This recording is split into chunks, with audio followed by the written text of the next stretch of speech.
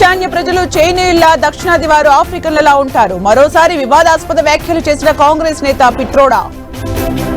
చర్మం రంగు ఆధారంగా దేశ ప్రజల్ని అవమానిస్తారా? శామ్ పిట్రోడా రాహుల్ గాంధీపై ప్రధాని ఆగ్రహం.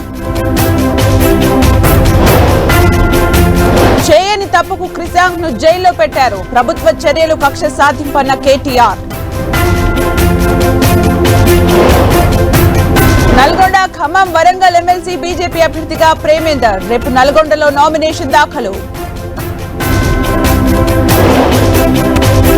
కాంగ్రెస్ ప్రభుత్వమే గాడిద గుడ్డు. గ్యారంటీల పేరుతో మోసం చేసిందన్న సంజయ్.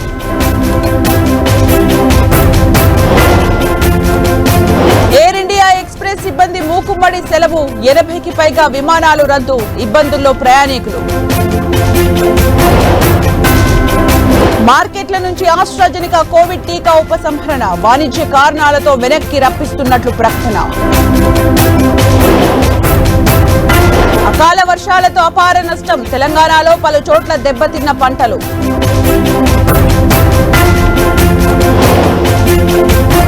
మైనార్టీలో హర్యానా బీజేపీ సర్కార్. సీఎం సైని రాజీనామాకు కాంగ్రెస్ డిమాండ్.